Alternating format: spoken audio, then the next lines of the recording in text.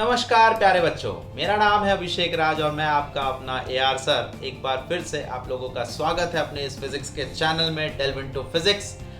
अब तक हम लोगों ने 10वें लेक्चर तक कंप्लीट कर चुका है। आज मैं आप लोगों के सामने 11th लेक्चर लेके आया हूँ और इस लेक्चर में बहुत ही अलग सा लॉ आने वाला है। पिछले 10 लेक्चर में हम लोगों ने इलेक्ट्रिक फील्ड निकालने के एक तरीका सीख लिया था जिसका नाम है कूलम्ब्स लॉ। आज हम लोग दूसरा तरीका सीखने वाले हैं जिसका नाम है Gauss law. Using Gauss law किसी भी सॉलिड बॉडी के वजह से किसी भी जगह पर इलेक्ट्रिक फील्ड निकालना आज हम लोग सीखने वाले हैं। और गॉस लॉ को समझने के लिए आपको इलेक्ट्रिक फ्लक्स का ज्ञान होना बहुत जरूरी है। बहुत ही सिंपल सा इलेक्ट्रिक फ्लक्स है कि किसी भी सरफेस से कितना इलेक्ट्रिक फील्ड लाइंस पास कर रहा है, वो है इलेक्ट्रिक फ्लक्स। और जब ये इलेक्ट्रिक फ्लक्स सीख जाओगे तो फ्लक्स से ही रिलेटेड हमारा गॉस लॉ है। तो गॉस लॉ पढ़ लेने से हमारे बहुत सारे क्वेश्चंस का सॉल्यूशन एकदम चुटकी में निकलने वाला है। जैसे हम लोग कूलम्ब्स लॉ में पॉइंट चार्ज बना के या एलिमेंट काट के, जैसे मान लो डिस्क का हमें इलेक्ट्रिक फील्ड निकालना था, डिस्क के एक्सिस पे इलेक्ट्रिक फील्ड निकालना था, तो हम लोगों ने क्या किया, उसका एलिमेंट काटा और फिर इंटीग्रेट किया। और ये जो फंडा है इंटीग्रेशन का हम लोग गॉस लॉ में भी लगाने वाले हैं, लेकिन ये एकदम क्विकली यूजिंग आईक्यू। आपके अगर आईक्यू स्ट्रांग है तो आप ये गॉस लॉ भी बहुत ही आसानी से समझ जाओगे और एकदम बिल्कुल हूबहू मिलता रहेगा। यही लॉ हम लोग जब मैग्नेटिज्म पढ़ेंगे, याद रखना मैग्नेटिज्म में भी एक एम्पियर्स सर्किटल लॉ नाम का चीज आएगा, जब वहां पर आएगा तो पढ़ेंगे, लेकिन एकदम गॉस लॉ से ही रिलेटेड वैसा लॉ है। तो अगर ये टॉपिक आप समझ जाते हो तो आपका मैग्नेटिज्म चैप्टर भी एकदम स्ट्रांग होगा और हूबहू सेम तरह के सवाल वहां पर भी आने वाले हैं। तो जल्दी से देखना शुरू करते हैं। आज का ये लेक्चर बड़ा ही मजेदार है।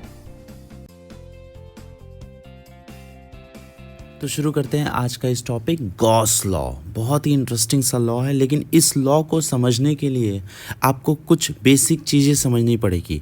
जैसे कि सबसे पहला पॉइंट है इलेक्ट्रिक फ्लक्स के बारे में समझना पड़ेगा। इलेक्ट्रिक फ्लक्स क्या है सर? ध्यान से समझो। इलेक्ट्रिक फ्लक्स को हमने कहा है कि electric flux is the number of field lines crossing a given area. किसी गिवन एरिया से कितना फील्ड लाइंस क्रॉस कर रहा है उसका नंबर है electric flux. Okay, it is also defined as the dot product. Mathematically इसको डिफाइन किया गया है, it is the dot product of electric field intensity and area vector. अब कहोगे सर एरिया वेक्टर है? हाँ बिल्कुल, area is a vector quantity. Area का डायरेक्शन उस सरफेस, किसी पर्टिकुलर सरफेस के परपेंडिकुलर होता है। ओके, जैसे फॉर एग्जांपल मान लिया जाए, मैंने कहा कि इलेक्ट्रिक फील्ड इस डायरेक्शन में ले लिया मैंने, यूनिफॉर्म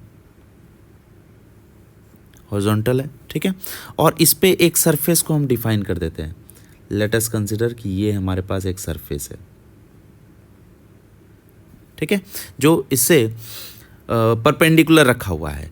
ये सरफेस इस इलेक्ट्रिक फील्ड जो यूनिफॉर्म हॉरिजॉन्टल इलेक्ट्रिक फील्ड है ई, उसके परपेंडिकुलर में एरिया सरफेस रखा हुआ है। तो जाहिर सी बात है इसका एरिया वेक्टर किधर होगा? इसी डायरेक्शन में, ऐसा होगा, है ना। आप फील कर पा रहे होगे कि इसको मैंने इसके परपेंडिकुलर रख दिया है ना, इसके परपेंडिकुलर रख दिया, तो इसका जो एरिया होगा, एरिया वेक्टर होगा, वो अलोंग द इलेक्ट्रिक फील्ड होगा। So I can say that electric flux is defined as the dot product of electric field intensity with area vector. Flux को हम लोग फाई लेटर से डिनोट करते हैं। ये फ्लक्स है, फाई लेटर से डिनोट करेंगे, ठीक है। और अगर मान लो आपको कभी एरिया, हम लोग एरिया वेक्टर को ए लेटर से भी डिनोट करते हैं, किसी किसी बुक में एस लेटर से भी डिनोट किया जाता है ना। तो ई डॉट एस भी लिख सकते हो, flux is equal to E dot S भी आपको देखने को मिलेगा, या फिर ए भी मिलेगा। S is also an area vector, notation है ना। अगर मान लो कभी कभी आपको कहा जाए कि सर एरिया जो है यहाँ पर आप पूरी तरह से यूनिफॉर्मली ले लिए तो निकल गया। मान लो कभी कभी आपको इंटीग्रेशन करके करना पड़े, तो इंटीग्रल फॉर्म में फॉर्मूला जो हमारा बनेगा फ्लक्स का, वो बनेगा ई डॉट डी एस। छोटा सा एरिया लेंगे, उस छोटे से एरिया पे इलेक्ट्रिक फील्ड कितना पास कर रहा है और उसको इंटीग्रेट कर देंगे तो आपको पूरा सरफेस से फ्लक्स मिल जाएगा। ये भी फॉर्मूला हो सकता है, ई डॉट डी एस कर दिया, ओके अच्छा, इसका यूनिट बताओ तो, ये फ्लक्स का यूनिट क्या होगा? तो इलेक्ट्रिक फील्ड का यूनिट क्या होता है? Newton per coulomb into metre square, तो Newton metre square per coulomb, यही होगा। This is the unit of electric flux. अच्छा, ये स्केलर क्वांटिटी है या वेक्टर क्वांटिटी है?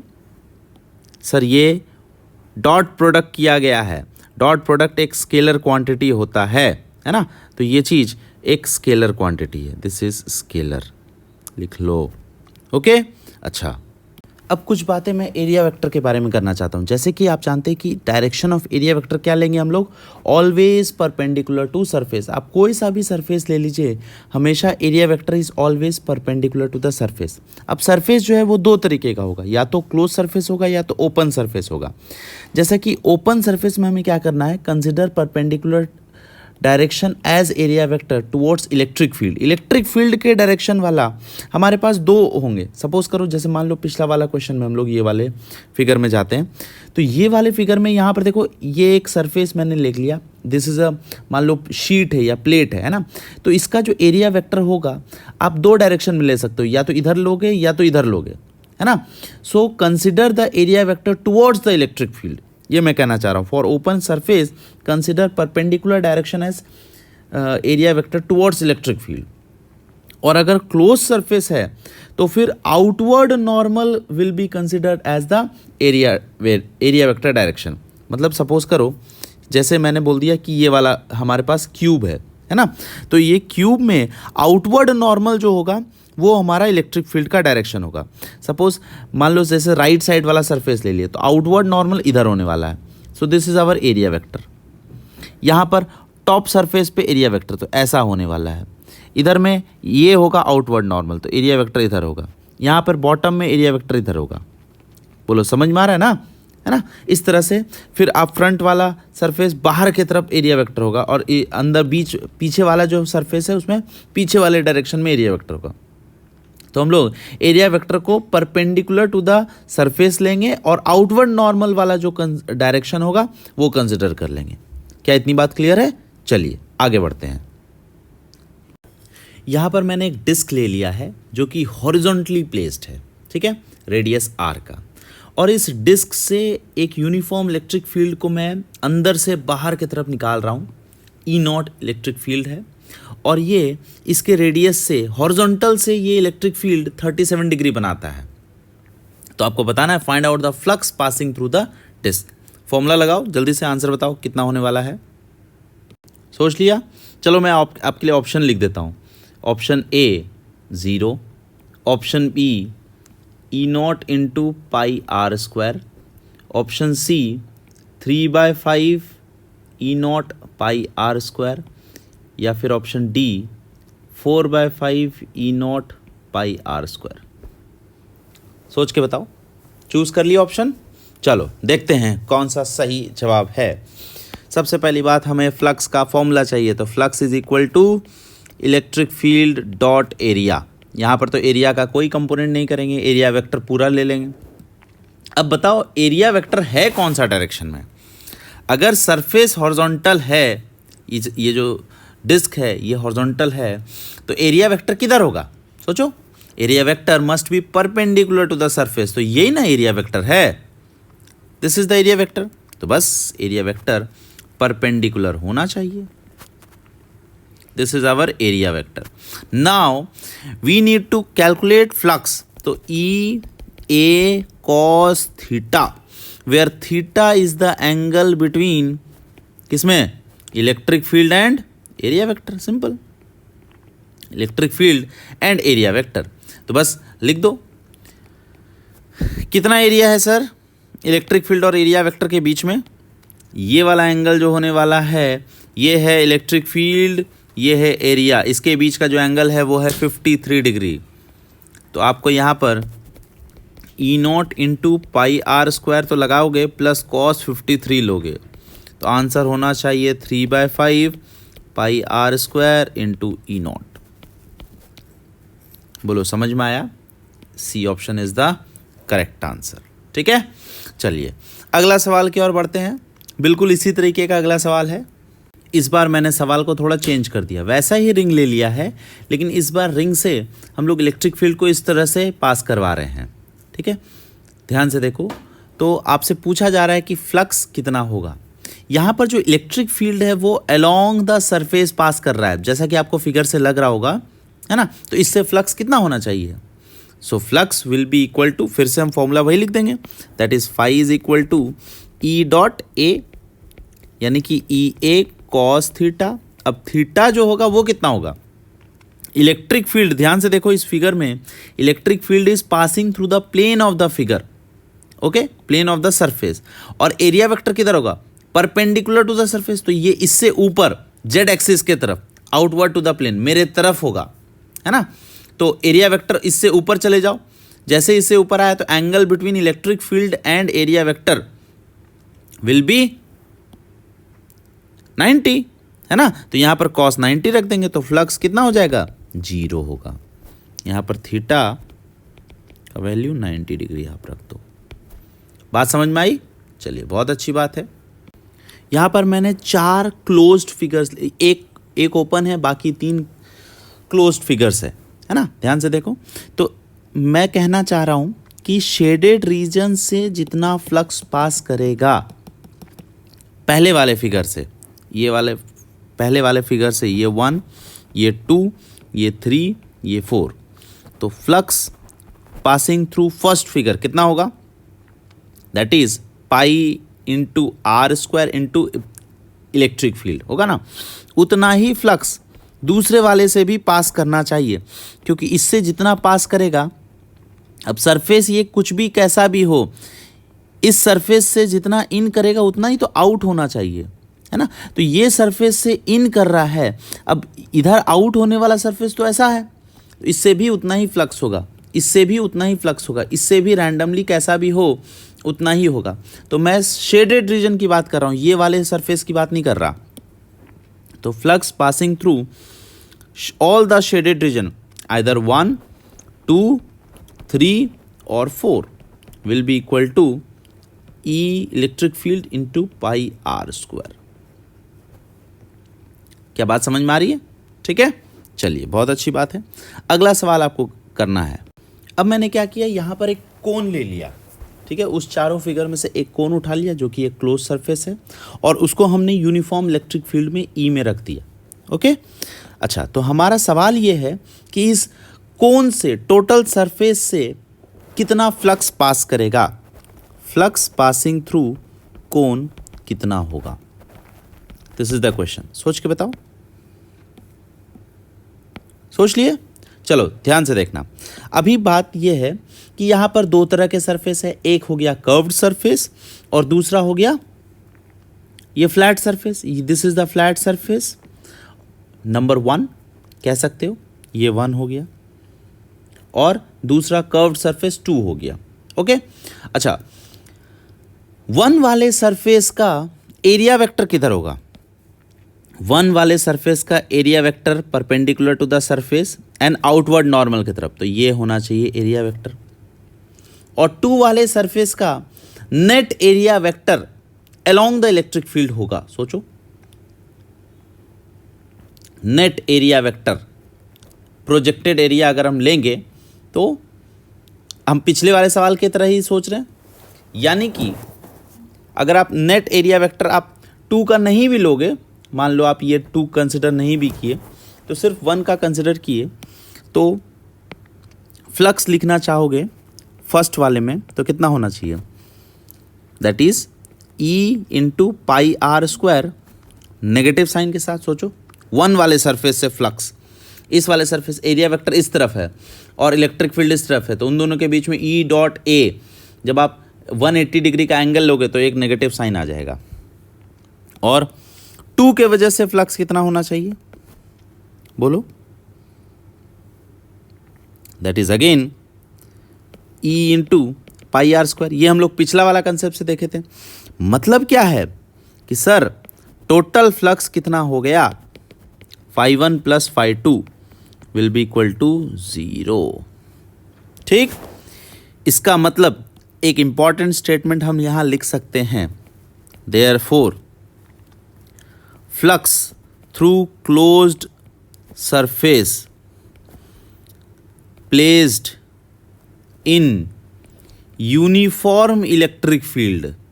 अगर इलेक्ट्रिक फील्ड यूनिफॉर्म है तभी ऐसा हो सकता है, वरना तो नहीं होगा। Placed in uniform electric field, flux passing through close surface area placed in uniform electric field is always equal to 0. This is an important conclusion. You need to memorize this. बात समझ में आई? चलिए अगले सवाल की ओर बढ़ते हैं। ध्यान से देखना, मज़ेदार सवाल हम लोग करने वाले हैं। अगला वाला, यहाँ पर मैंने एक क्यूब ले लिया है, ABCDEFGH, 8 कॉर्नर्स वाले क्यूब, जानते ही हैं आप। इसको मैंने XYZ कोऑर्डिनेट में रख दिया। 3D फिगर है, ध्यान से देखो, ये X हो गया, ये Y इस तरह से, यानी कि XY प्लेन ऐसा बना दिया मैंने, और ऊपर की तरफ Z एक्सिस ले लिया है, ठीक है। और इस क्यूब से इलेक्ट्रिक फील्ड जो है वो पास कर रहा है E naught I cap 2 E naught J cap plus 3 E naught K cap pass कर रहा है। इस क्यूब का डायमेंशन A है, और ये ओरिजिन से A डिस्टेंस इधर हम खिसका के यहाँ पर रख दिए हैं, टचिंग द एक्स एक्सिस। ये वाला ए बी जो है, A B line X axis से पास कर रहा है।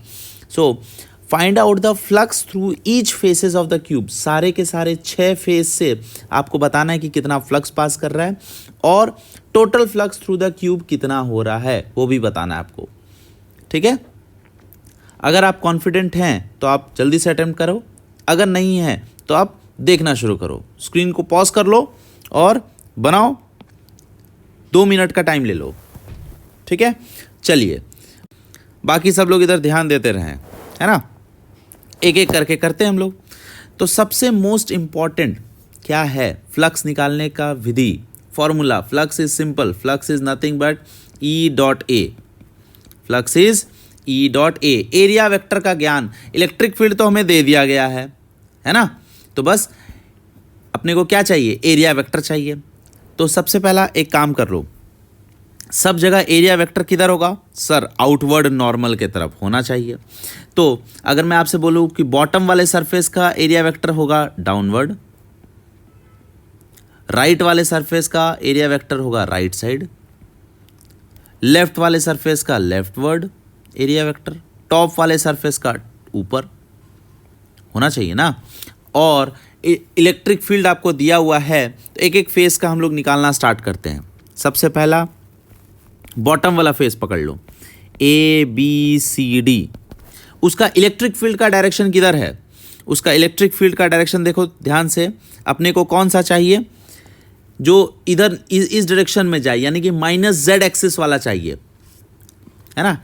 इस वाले बॉटम सरफेस पे -Z एक्सिस है क्या, नहीं, +Z एक्सिस है, देखो, है ना। तो +3 E नॉट, और इलेक्ट्रिक फील्ड नीचे की तरफ, एरिया वेक्टर नीचे की तरफ है, तो आंसर नेगेटिव हो जाएगा, होगा ना। तो आप लिखोगे -3 E not into A square. I cap J cap K cap नहीं होगा, क्योंकि ये स्केलर क्वांटिटी है। बोलो क्लियर है? अच्छा, फिर उसके बाद दूसरा पकड़ लो, कौन सा दूसरा, दैट इज टॉप सरफेस वाला बात करो। तो flux passing through top surface EFGH। इससे देखो एरिया वेक्टर जो है, एरिया वेक्टर ऊपर की तरफ और इलेक्ट्रिक फील्ड भी ऊपर की तरफ, ठीक। तो अपने को +3 E नॉट A स्क्वायर हो गया। फिर लेफ्ट वाला सरफेस को देखो, तो लेफ्ट वाला surface that is ADEH। Electric field किधर है, इलेक्ट्रिक फील्ड राइट साइड है, देखो इस वाले सरफेस से E नॉट है, राइट साइड पास कर रहा I कैप, और एरिया वेक्टर लेफ्ट साइड है, तो नेगेटिव आंसर कितना, -E not into A square. ठीक उसी तरीके से फ्लक्स पासिंग थ्रू राइट वाला सरफेस देखो, तो BCFG, वो कितना हो जाएगा, E not into A square. सोचो, फिर उसके बाद फ्रंट वाला सरफेस देख लो, दैट इज फ्रंट वाला सरफेस हो जाएगा CDEF। कितना होगा फ्रंट वाला सरफेस। अब इलेक्ट्रिक फील्ड जो है एरिया वेक्टर आउटवर्ड की तरफ है, बाहर की तरफ होने वाला है, ऐसा बाहर की तरफ होगा। और इलेक्ट्रिक फील्ड जो है बाहर की तरफ कितना है, y एक्सिस की तरफ, this is along y axis, है ना, along y axis 2 E not है, और एरिया वेक्टर भी है उसी डायरेक्शन में, तो हम लोग लिखेंगे 2 E नॉट A स्क्वायर। और जो पीछे वाला सरफेस है दैट इज़ ABGH, वहाँ पर होने वाला है -2E0A²। देखो सब जो है एक दूसरे का कॉम्प्लीमेंट्री, एक positive negative positive negative positive negative. तो टोटल फ्लक्स कितना होना चाहिए क्यूब से, क्यूब का, दैट इज इक्वल टू 0। अपने को ये चीज़ पता भी था ना, हम लोग ये चीज़ थ्योरी में ही कवर अप कर लिए थे कि अगर यूनिफॉर्म इलेक्ट्रिक फील्ड है, उसमें कोई क्लोज्ड बॉडी रखा हुआ है, तो total flux will be equal to 0। क्या बात समझ में आई? बहुत अच्छी बात है, ठीक है। चलो इसी सवाल को मैं बस थोड़ा सा चेंज कर दे रहा हूँ, इस इलेक्ट्रिक फील्ड का वैल्यू हम चेंज कर रहे हैं, तब ट्राई करके बताओ कितना होने वाला है। ध्यान से देखो तो यहाँ पर मैंने एक क्यूब ले लिया है ना, और इस क्यूब को वापस से वैसे ही रख दिया था जैसे पिछले वाले क्वेश्चन में रखा था। इस बार सिर्फ इलेक्ट्रिक फील्ड का वैल्यू हमने इस तरह से रख दिया है। Now it is not uniform, it is variable. x distance पर, y डिस्टेंस पर और z डिस्टेंस पर अलग अलग x, y, z कोऑर्डिनेट पर इलेक्ट्रिक फील्ड की वैल्यू वेरी कर रहा है। तो आपको बताना है कि total flux through the cube कितना होगा। तो उसके लिए हिंट यही है कि पहले 6 के 6 फेसेस से आप फ्लक्स कैलकुलेट करने की कोशिश कीजिए, आपका आंसर मिल जाएगा। अगर आप ध्यान से देखें इस सॉल्यूशन को कैसे सॉल्व किया जाए, मैं ये कह सकता हूँ कि नीचे वाला जो बेस है ABCD, उसका जो एरिया वेक्टर होगा वो तो नीचे ही होना चाहिए डाउनवर्ड, और इसका टॉप वाले सरफेस का एरिया वेक्टर ऊपर होना चाहिए, ठीक है। अच्छा, नीचे वाले सरफेस से हम लोग फ्लक्स निकालने की कोशिश करते हैं, तो मैं ये कह सकता हूँ कि जो ABCD है उसमें Z की वैल्यू कितनी है। सर Z की वैल्यू 0 है। देखो इस पूरे सरफेस में Z की वैल्यू 0 है, और इलेक्ट्रिक फील्ड भी अलोंग Z एक्सिस वाला ही चाहिए ना, इधर वाला ही चाहिए अपने को इलेक्ट्रिक फील्ड। तो X वाला नहीं चाहिए, Y वाला नहीं चाहिए, सिर्फ Z वाला चाहिए। तो इलेक्ट्रिक फील्ड इसमें इस सरफेस से जो पास करने वाला इलेक्ट्रिक फील्ड है दैट इज़ 0, क्योंकि Z की वैल्यू 0 है।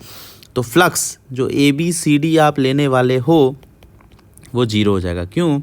That is EZ is equal to 0 होगा। सोचो। अच्छा, लेकिन अगर मैं टॉप सरफेस की बात करूँ, ये वाली सरफेस, इसमें Z की वैल्यू कितनी है बताओ। Z की वैल्यू ऊपर चले जाओ तो Z की वैल्यू A है, यहाँ पर Z की वैल्यू A है। तो मैं ये कह सकता हूँ कि टॉप वाले सरफेस पे दैट इज़ EFGH, इसमें होने वाला है E0 into Z cube, that is E0 into A cube. इतना होगा electric field into A² is the area, E dot A करते थे, तो E0 इंटू A⁵ इतना होगा टोटल फ्लक्स। बोलो क्लियर है? चलिए बहुत अच्छी बात है। अब ज़रा सोचो, मैं बात करूं लेफ़्ट वाले सरफेस की। लेफ़्ट वाले सरफेस पे क्या चीज़ कांस्टेंट होगा? ये वाला सरफेस, ये वाले सरफेस की बात कर रहा हूँ, ADEH। इसमें मैं कह सकता हूँ कि x की वैल्यू कांस्टेंट है पूरे इसमें, है ना, क्योंकि ये YZ प्लेन पर है। YZ प्लेन पर x की वैल्यू कांस्टेंट है, और x की वैल्यू कितनी है? दैट इज़ A है। इसमें हम लिख सकते हैं x is equal to A, और इसमें हम लिखेंगे x is equal to 2A। कहानी ख़त्म हो जाएगा। तो फ्लक्स ADEH में इलेक्ट्रिक फील्ड होने वाला है, x एक्सिस वाला ले लेंगे, that is E0 into A, लेकिन एरिया वेक्टर होगा नेगेटिव डायरेक्शन का। सोचो, इधर नहीं ना होना चाहिए, दिस इज एरिया वेक्टर, तो -A² होना चाहिए। So this is -E0 A³ होना चाहिए फ्लक्स, और फ्लक्स BCFG से वो होगा E0 इंटू X है ना। इलेक्ट्रिक फील्ड कितना होता है? E0 into X, that is E0 into 2A into area vector out बाहर की तरफ ऐसा होगा, तो आप A² लिखोगे प्लस, तो ये हो जाएगा 2 times of E0 A³। Okay, बाकी बचा कौन सा? फ्रंट वाला सरफेस, दैट इज या बैक वाला सरफेस का। बैक वाला सरफेस का फ्लक्स पासिंग थ्रू ABGH, ये कितना हो जाएगा? इसमें ध्यान से देखो तो इसमें y की वैल्यू 0 होने वाली है, जो पीछे वाली सरफेस है y की वैल्यू 0 होगी। कह सकता हूँ मैं पीछे वाला जो सरफेस है ABGH, तो उसमें इलेक्ट्रिक फील्ड की वैल्यू ही 0 हो गई, तो ये फ्लक्स 0 हो गया। और फ्लक्स पासिंग थ्रू फ्रंट वाला सरफेस दैट इज CDEF, उसमें होना चाहिए इलेक्ट्रिक फील्ड की हो जाएगी E0 into Y square. Y जो है वो a स्क्वायर है और a square will be the area, तो E0 into a to the power 4। अब मुझे क्या करना है, इन 6 के 6 फ्लक्स को ऐड कर देना है, तो total flux through the cube मिल जाएगा E0 a क्यूब कॉमन निकाल लो 1 plus a square. I think ये करेक्ट आंसर होना चाहिए। क्या बात समझ में आई? ठीक है, तो इसी तरह के क्वेश्चन हम लोग क्यूब से रिलेटेड कर लेते हैं। ठीक है, चलिए अगले सवाल की ओर बढ़ते हैं, वो भी काफ़ी मज़ेदार सवाल है। अब यहाँ पर मैंने एक लाइन चार्ज ले लिया है लैम्डा कूलम पर मीटर, और इस लाइन चार्ज के सामने एक रेक्टेंगुलर स्ट्रिप रख दिया ABCD, जिसका लेंथ L है और ब्रेथ B है। ओके, और ये जो रेक्टेंगुलर स्ट्रिप है ये D डिस्टेंस इस तरह से इस वायर से रखा हुआ है, इस सेंट्रल लाइन से, सेंटर वाले लाइन से परपेंडिकुलरली रखा हुआ है ना। आई होप आपको ये फिगर एनालाइज हो रहा होगा, है ना। इमेजिन करो, तो इस वायर के वजह से इस स्ट्रिप पे कितना होगा फ्लक्स, वो आपको निकालना है। अटेम्प्ट करो, उसके बाद मैं आपको बताता हूँ। अटेम्प्ट हो गया? चलो देखते हैं कैसे सॉल्व करेंगे। सबसे पहली बात ध्यान से देखना तो कि इस वायर से इलेक्ट्रिक फील्ड जो होगा वो कितना होगा। इस पॉइंट पर मैं आपसे पूछूं तो 2k लैम्डा बाय डी होगा। अब जैसे जैसे आप इस स्ट्रिप पे इधर जाओगे या इधर जाओगे तो डिस्टेंस तो चेंज होता जाएगा, तो जैसे जैसे डिस्टेंस चेंज होता जाएगा इलेक्ट्रिक फील्ड चेंज होता जाएगा। ठीक है, तो electric field is not constant. तो आपको यहाँ पर इस स्ट्रिप पे इस रेक्टेंगुलर जो शीट है ना, रेक्टेंगुलर शीट पे अलग अलग स्ट्रिप काटना पड़ेगा, है ना। चलिए, तो इसका ना मान लीजिए हम एक टॉप व्यू बनाना चाहते हैं। पहला चीज़, अगर आप ऊपर से देखो तो आपको ये वायर जो है एक पॉइंट की तरह दिखेगा। सोचो, पॉजिटिव चार्ज वाला प्लस लैम्डा, इस तरह से बना दिया, और आपको ये भी एक ऐसा दिखेगा, ऊपर से C और D दिखने वाला है, जिसमें यही डिस्टेंस हुआ है स्मॉल d। बोलो समझ में आ रहा है? ये चीज़ एक्चुअली में क्या है कि नीचे जो है इसके नीचे जो है AB है जो हमें नहीं दिख रहा है, और ये टॉप व्यू से इसके नीचे पूरा वायर है यहाँ पर, और ये D डिस्टेंस है। ओके, और ये हम कह सकते हैं कि दिस इज L लेंथ का है। ठीक है, अब मुझे रेक्टेंगुलर स्ट्रिप कट करना है, ध्यान से देखना। तो हम रेक्टेंगुलर स्ट्रिप कैसे कट करेंगे? इस लाइन से x डिस्टेंस पे जा कर के एक dx एलिमेंट का स्ट्रिप कट कर लेते हैं। ऐसा देखो, ये हमारा स्ट्रिप कट गया x डिस्टेंस पे जा कर के dx। तो यहाँ पर भी हम x डिस्टेंस पे जा कर के dx का एक स्ट्रिप कट कर लिए, दिस इज dx कह सकते हो, जो कि अब ये हमारा डिस्टेंस हो गया r। इस पे भी आप इस वायर से इस जगह पर r हो गया। बोलो क्लियर है? तो इलेक्ट्रिक फील्ड जो है वो ऐसा अलोंग दिस डायरेक्शन होना चाहिए, यहाँ पर भी इलेक्ट्रिक फील्ड ऐसा होना चाहिए। क्लैरिटी जो है टॉप व्यू और फ्रंट व्यू में दोनों साइड देख लो। ठीक है, जिसमें एरिया वेक्टर जो होना चाहिए वो ऐसा होगा, perpendicular to the surface, this is our DA। Okay, और इलेक्ट्रिक फील्ड और DA के बीच में कुछ एंगल होगा थीटा, जो कि यहाँ पर जितना एंगल होगा थीटा। तो हम फ्लक्स लिखने वाले हैं कि फाई इज छोटा सा d phi is equal to E into DA into cos theta.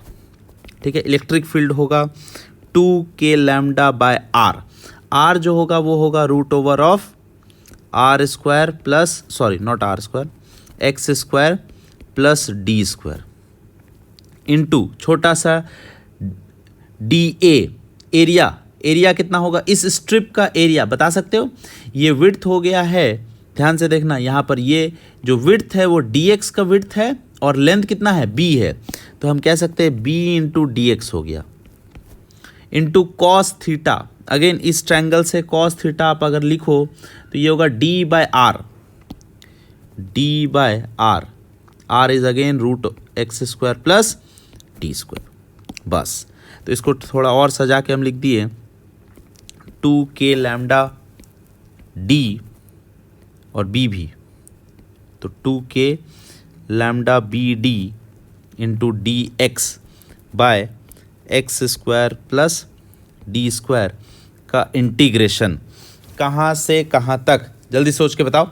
Limit जो रखोगे आप जब लिमिट यहाँ से 0 से लेकर के ऊपर जाओगे तो L/2 तक रखोगे और नीचे जाओगे तो 0 से लेके -L/2 तक, तो यहाँ से यहाँ तक -L/2 से लेके +L/2 पर, बस इतना होगा।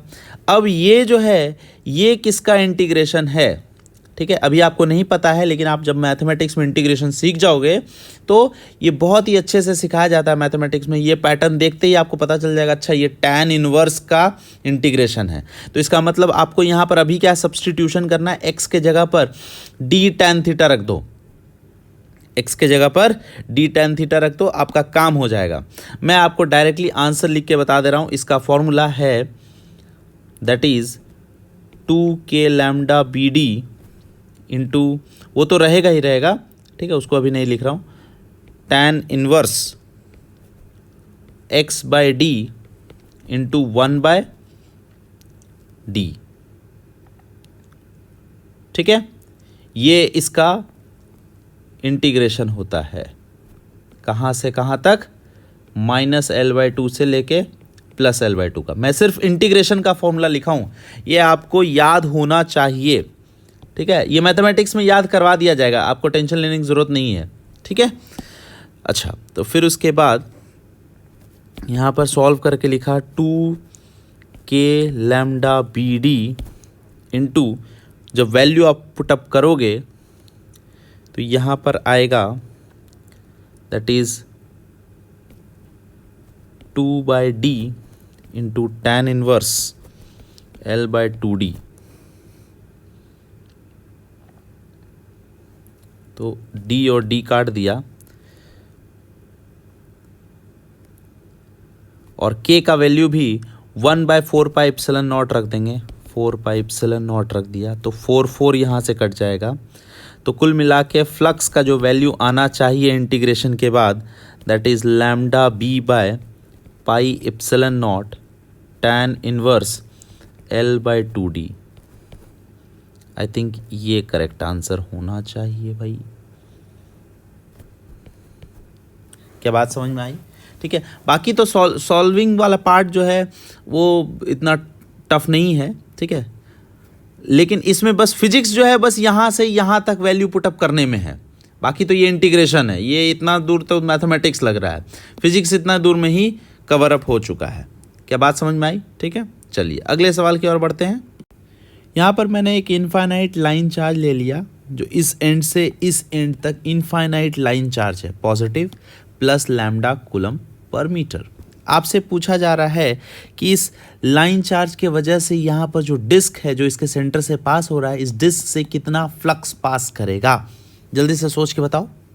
सोच लिया, चलिए देखते हैं इसका क्या आंसर होने वाला है। आंसर बड़ा ही सिंपल है। मैं आपसे अगर पूछूं कि इसका डायरेक्शन क्या होगा, कहीं पर भी इस इलेक्ट्रिक फील्ड, इस लाइन चार्ज के वजह से कहीं पर भी इस पॉइंट पर इलेक्ट्रिक फील्ड का डायरेक्शन तो इसी ऐसा ही होना चाहिए, है ना। तो हर वक्त electric field is perpendicular to the wire है। तो अब इस वायर से अगर इलेक्ट्रिक फील्ड ऐसा परपेंडिकुलर निकल रहा है तो इस एरिया वेक्टर किधर है, बस ये सोच लो। एरिया वेक्टर ऐसा होना चाहिए, this is our area vector, है ना। और इलेक्ट्रिक फील्ड ऐसा, और ये दोनों के बीच में एंगल कैसा, 90 डिग्री। तो फ्लक्स कैसा, E.A की बात हो रही है, इक्वल टू 0 हो जाएगा। सिंपल, बड़ा ही सिंपल क्वेश्चन था, है ना। अच्छा, थोड़ा सा टफ करें, इस वायर को ना हम आधा कर देते हैं, मतलब सेमी इनफाइनाइट वायर कर देते हैं, तब ट्राई करो। तो ये रहा सेमी इनफाइनाइट वायर जिस पे चार्ज हमने रख दिया लैम्डा कूलम पर मीटर। आपको बताना है इस सेमी इनफाइनाइट वायर के वजह से इस डिस्क पे कितना होगा इलेक्ट्रिक फ्लक्स। जल्दी से सोच के बताओ। इसका आंसर मैं आपको बता दूं 0 नहीं है, है ना। बड़ा अच्छा सवाल है। फटाफट ट्राई करो। सबसे पहले मैं आपसे पूछूं, अगर आपको इसको क्वेश्चन को सॉल्व करना है तो आपको ये पता होना चाहिए कि सेमी इनफाइनाइट वायर के वजह से इलेक्ट्रिक फील्ड किसी भी x डिस्टेंस पर, मान लो यहाँ पर x डिस्टेंस पर इलेक्ट्रिक फील्ड का डायरेक्शन और मैग्नीट्यूड कितना होता है, अगर आपको वो ज्ञात है तो आप ये सवाल फट से बना लोगे। है पता? नहीं पता है तो पहले पीछे उल्टा के देख लो। सेमी इनफाइनाइट वायर के वजह से दो डायरेक्शन आते थे, एक पैरेलल में आता था, एक परपेंडिकुलर डायरेक्शन आता था। कुछ याद है? लेट अस से कि x डिस्टेंस पर जा कर के इस पॉइंट पर मैं आपसे पूछूं तो इलेक्ट्रिक फील्ड का डायरेक्शन दो होता था। एक होता था पैरेलल, ऐसा है ना, दूर जाता हुआ, देखो नहीं, इससे ये जो एक पॉजिटिव चार्ज है ना, तो इससे तो दूर ही जाएगा ना, ऐसा और ऐसा होगा। तो ई पैरेलल और ई परपेंडिकुलर ऐसा होना चाहिए। ठीक है, तो ये भी k लैम्डा बाय डी होगा, that is k lambda by x, और ये भी k लैम्डा बाय x होगा। अगर आपको ये चीज़ पता है तो सवाल हमारा बन जाएगा। अब ज़रा सोचो कि अलग अलग x पर अलग अलग इलेक्ट्रिक फील्ड है ना, तो हमें इस डिस्क से पूरा फ्लक्स निकालना है तो हमें क्या करना पड़ेगा? हमें एलिमेंट कट करना पड़ेगा। अब डिस्क का एलिमेंट कैसे कट करते हैं? x डिस्टेंस पे जा करके dx एलिमेंट का एक रिंग कट कर लेना पड़ेगा। कट कर लो, यहाँ पर एक रिंग कट कर लो। x डिस्टेंस पे जा करके आपको dx थिकनेस का एक रिंग कट करना चाहिए। ये dx है और ये हमारा यहाँ से यहाँ तक x है। This is our x। ठीक है, अच्छा, अगर ये आपको पता चल गया, अब ध्यान देना, अब मुझे इस रिंग पर इलेक्ट्रिक फ्लक्स के बारे में सोचना है ना। तो अगर मुझे रिंग पर इलेक्ट्रिक फ्लक्स निकालना है तो छोटा सा फ्लक्स लिख दो, that is equal to E parallel वाले की वजह से फ्लक्स होगा, परपेंडिकुलर वाले की वजह से तो नहीं होगा, इनटू डी ए होगा। सोचो, एरिया वेक्टर भी ऐसा ही है, इसी के डायरेक्शन में एरिया वेक्टर भी ऐसा ले लेंगे और इलेक्ट्रिक फील्ड भी ऐसा ही ले लिए, और ये पूरा का पूरा यहाँ से मिल गया। तो एरिया इंटीग्रेट कर दो, तो ई हो गया, ई पैरेलल हो गया k lambda by x into area होना चाहिए 2 पाई x इंटू डी एक्स का इंटीग्रेशन। बस यहाँ से x और x काटा, तो k लैम्डा, k को भी रख दो, 1/4 pi epsilon naught into lambda into 2 pi, बाहर निकल गया। dx की इंटीग्रेशन चाहिए अपने को, कहाँ से कहाँ तक? 0 से लेके r तक, बस हो गया। तो ये 2 पाई काट दिया, तो finally lambda r by 2 epsilon naught हमारे पास आंसर आ चुका है। बोलो क्लियर है? समझ में आ रहा है ना? चलिए, बहुत अच्छी बात है, ये हमारा फ्लक्स निकल गया। ठीक है, चलिए अब हम लोग मेन मुद्दे पर आते हैं। अब किसी भी पर्टिकुलर सरफेस से हम लोग फ्लक्स निकालना सीख चुके हैं। अब जब इलेक्ट्रिक फ्लक्स निकालना सीख गए तो हमारा धर्म है, अब हमें गॉस लॉ पढ़ने की बारी आ गई है। ओके, ध्यान से देखना गॉस लॉ क्या होता है। मान लो मैं एक स्फेयर ले लिया हूँ और इस स्फेयर के सेंटर पे एक चार्ज रख दिया हूँ, Q0 चार्ज। मैं आपसे पूछ रहा हूँ कि बताओ इस स्फेयर से, इस चार्ज के वजह से कितना फ्लक्स होगा, कितना फ्लक्स होने वाला है वो निकाल के बताओ। तो फ्लक्स के लिए हमें इलेक्ट्रिक फील्ड लाइंस चाहिए, तो इलेक्ट्रिक फील्ड लाइंस का डायरेक्शन कैसा होगा वो बता सकते हो? रेडियली आउटवर्ड ऐसा होगा, सब डायरेक्शन में इस तरह से ये बाहर की तरफ इलेक्ट्रिक फील्ड निकलना चाहिए। बना दो, ठीक है। अच्छा, और कितना होगा फ्लक्स निकाल सकते हो? फॉर्मूला हम लिख देंगे सिंपल सा। फ्लक्स का फॉर्मूला होता है that is electric field into area. Electric field आपको पता है कितना, अगर आप इसको पूरा यूनिफॉर्म ना लेकर के आप इस तरह से भी लिखें, ई डॉट डी एस करके भी लिखें तो भी वही होगा। छोटा सा कहीं पर भी एरिया, उस पर यूनिफॉर्म जितनी इलेक्ट्रिक फील्ड होगा उतना ही सब जगह एरिया, हर जगह पर इलेक्ट्रिक फील्ड का कांस्टेंट मैग्नीट्यूड है। तो ये इलेक्ट्रिक फील्ड कांस्टेंट है तो बाहर निकल जाएगा इंटीग्रेशन से। तो इलेक्ट्रिक फील्ड का फॉर्मूला लिख दोगे के Q naught by are square into area क्या होगा, पूरा स्फेयर का area that is 4 pi are square हो गया। तो ये आर स्क्वायर कट गया, के का वैल्यू भी पुट कर दो तो क्या आ गया 1/4 pi epsilon naught into Q naught into 4 pi. तो यहाँ से 4 पाई भी कट गया, मतलब कितना आ गया flux? Is equal to Q naught by epsilon naught, यही है। और मैं यहाँ पर एक क्लोज्ड इंटीग्रल लगा देता हूँ। क्लोज्ड इंटीग्रल का मतलब क्या है कि क्लोज सरफेस होना चाहिए, ओपन सरफेस नहीं, क्लोज सरफेस। तो गॉस नाम का जो साइंटिस्ट था, उन्होंने क्या बोला कि किसी भी बॉडी, यहाँ पर मैं आपसे बोलूँ अगर मान लो मेरे पास ये इस तरह का स्फेरिकल सरफेस ना हो करके कोई भी रैंडमली आड़ा टेढ़ा सरफेस होता ऐसा, तो भी जितना इस स्फेयर से पास कर रहा है इलेक्ट्रिक फील्ड, उतना ही इस सरफेस से भी पास करना चाहिए। हालांकि ये क्लोज सरफेस है ना, तो इससे भी उतना ही फ्लक्स पास करेगा जितना इस स्फेयर से पास कर रहा है।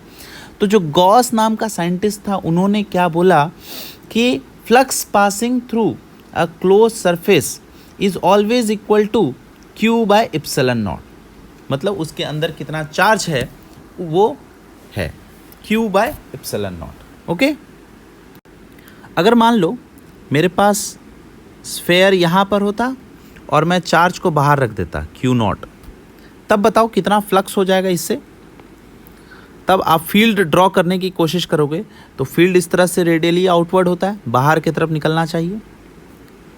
तो what is the flux passing through the sphere, जितना भी फील्ड इससे इन करेगा सारे के सारे फील्ड आउट होने वाले हैं, तो टोटल फ्लक्स इस स्फेयर से जीरो होगा ना, flux will be equal to zero.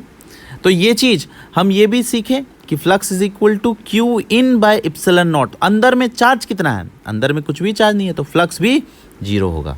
तो ये चीज प्रूफ हो रहा है, बात समझ में आ रहा है ना। ओके, तो मान लिया जाए कि कहीं पर कुछ चार्जेस रैंडमली रखे हुए हैं, यहाँ पर Q1 है, यहाँ पर Q2 है, यहाँ पर Q3 है और यहाँ पर Q4 है, ठीक है। और हमारे पास एक सरफेस है, मान लो इस तरह का एक सरफेस मैंने ले लिया। इस सरफेस का नाम मैं बोल देता हूँ, चूँकि ये गॉस चैप्टर चल रहा है, गॉस लॉ चल रहा है, तो गॉस ने अपना एक सरफेस का नाम बोला जिसका नाम है गॉसियन सरफेस। Gaussian surface. तो चारों चार्जेस के वजह से आप फ्लक्स लिख सकते हो, एक एक करके फ्लक्स लिखते हैं। मान लो फ्लक्स 1 की वजह से क्या लिखोगे, integration of E1 into ds equal to कितना होगा, सोचो। 1 के वजह से ये वाला जो चार्ज है, ये इस गॉसियन सरफेस से एक हाइपोथेटिकल सरफेस मान लिया है, तो इस गॉसियन सरफेस से जितना फ्लक्स इन करेगा उतना ही फ्लक्स बाहर भी होगा। तो कुल मिला के नेट फ्लक्स कितना होगा, 0। 1 के वजह से। 2 के वजह से क्या होगा, सोचो। 2 अंदर में है तो इसका होना चाहिए E2 into ds must be equal to Q2 by epsilon naught. Flux 3 के वजह से कितना हो जाएगा, that is E3 into ds equal to Q3 by epsilon naught. Flux 4 के वजह से कितना हो जाएगा, E4 इंटू ds, और ये 4 बाहर में है तो फ्लक्स इज इक्वल टू 0, बाहर वाले चार्ज के वजह से 0 होगा, है ना। ओके, अच्छा, अब इन चारों चार्जेस के वजह से इस फील्ड में कितना, इस गॉसियन सरफेस से कितना फ्लक्स पास कर रहा है, नेट चार्ज, मतलब इस सरफेस से ई नेट पास कर रहा है। E net will be equal to sum of all the electric field E1 plus E2 plus E3 plus E4। आप वेक्टोरियली सम करोगे तो ई नेट आपको मिल जाएगा, ठीक है। तो सारे चार्जेस के वजह से, चारों चार्जेस के वजह से जितनी इलेक्ट्रिक फील्ड होनी चाहिए वो ई नेट हो गया। तो टोटल फ्लक्स की बात करें, total flux through the Gaussian surface, through the Gaussian surface is equal to, क्या लिखोगे आप, क्लोज्ड सरफेस का E डॉट E जो है वो ई नेट आ गया इंटू ds का dot is equal to Q in by epsilon naught, Q in by epsilon naught, summation of Q in, ये फॉर्मूला हो जाएगा। सोचो क्यू इन कौन सा होगा, that is Q2 and Q3।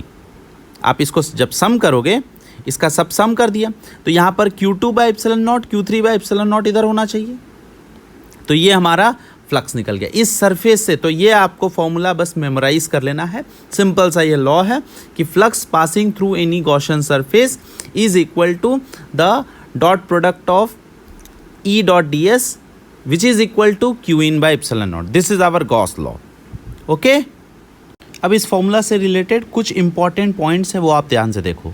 यहाँ पर जो ई नेट है वो ई नेट क्या है? E net is the electric field due to all the charges present inside और आउटसाइड द गॉसियन सरफेस.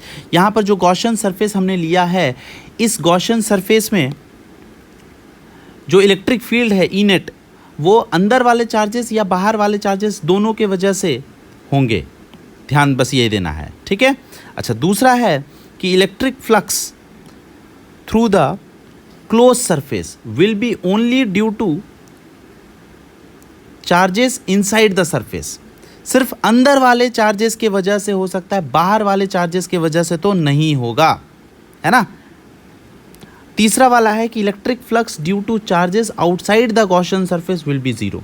जो भी चार्ज बाहर में है उसके वजह से फ्लक्स जीरो, जो चार्ज अंदर में है उसके वजह से फ्लक्स होगा. That's it. ठीक है, सिंपल सा पॉइंट था, जल्दी से नोट डाउन कर लो. हम सवाल करते हैं, आपको और क्लैरिटी आ जाएगी, एकदम बढ़िया से क्लैरिटी आएगा. ध्यान देना आप. तो हमने एक मैच द फॉलोइंग वाला क्वेश्चन ले लिया है. ध्यान से देखो, यहाँ पर 3 तरह के सरफेस है. ये फर्स्ट वाला और थर्ड वाला क्लोज सरफेस है और सेकंड वाला ओपन सरफेस है. ठीक है, और तीनों क्या है? कटोरी है, हेमिस्फीयर है. क्लोज्ड कटोरी और ये ओपन कटोरी, एक तरह से समझ लो. ठीक है. अच्छा, आपसे पूछा जा रहा है कि मैच करना है यहाँ पर टोटल फ्लक्स के बारे में. Match with the total flux, कि इस चार्ज के वजह से कितना फ्लक्स होगा. यहाँ पर इसके सेंटर में भी, सेकंड वाले केस में भी क्यू चार्ज रखा हुआ है, तो कितना होगा flux passing through this hemisphere. जल्दी से मैच करके बताओ. तीनों केसेस में सोच लिया. चलो, पहला वाला केस देखो. पहला वाला केस में क्या है? सर, चार्ज बाहर है. जब ये चार्ज बाहर है तो फ्लक्स क्या होगा? जितना इन करेगा उतना आउट हो जाएगा, होगा ना. जितना इन करेगा उतना आउट हो जाएगा. इसका मतलब टोटल फ्लक्स क्या होना चाहिए? ज़ीरो. तो फर्स्ट का आंसर क्या लिखोगे? फर्स्ट का answer that is a, correct है. सेकंड वाले केस में देखो. सेकंड वाले केस में अगर ये चार्ज सेंटर पे रखा हुआ है ना, तो इसका मतलब अगर इस तरह से ये क्लोज सरफेस होता, इस तरह से कंप्लीटली स्फेयर होता, तो क्यू बाई एप्सिलॉन नॉट होता. अब आधा स्फेयर एक तरह से रखा हुआ है ना, सेंटर पे. यहाँ पर सेंटर से जस्ट बाहर रख दिए हैं, यहाँ पर सेंटर पे रखे हैं, और यहाँ पर सेंटर से जस्ट अंदर रख दिए हैं. ओके, इस तरह से हम लोग देख रहे हैं. तो अब जैसे ये ओपन सरफेस है और ये अगर क्लोज्ड पूरा होता तो क्यू बाई एप्सिलॉन नॉट होता. अब ये आधा स्फेयर होने के वजह से कितना हो रहा है? आधा ही फ्लक्स जाएगा. तो हम कह सकते हैं क्यू बाई 2 एप्सिलॉन नॉट जाएगा. इसका मतलब सेकंड का आंसर सी ऑप्शन होगा. और थर्ड वाले क्वेश्चन में देखो, क्यू जो है वो कम्प्लीटली इनसाइड है, तो जितना भी फ्लक्स ले लो सब के सब बाहर निकलने वाले हैं, एक भी अंदर नहीं आने वाला है. तो टोटल सरफेस से फ्लक्स कितना होने वाला है? That is Q by epsilon naught. तो थर्ड का आंसर कितना होगा? B option. बोलो, समझ में आया? सिंपल सा चीज़ था. ये चीज़ हम लोग देख चुके थे पहले ही, गॉस लॉ के अनुसार है. अगला सवाल करते हैं. यहाँ पर मैंने एक क्यूब ले लिया है, ध्यान से देखो, विथ अ डायमेंशन ए, और सब कॉर्नर का नामांकन कर दिया A B C D E F G H. ठीक है. ई वाले कॉर्नर पे मैंने एक चार्ज रख दिया है, पॉइंट चार्ज क्यू. अब आपसे पूछा जा रहा है find out the flux through the cube. इस क्यूब से कितना फ्लक्स जा रहा है. दूसरा सवाल है find out the flux through each faces.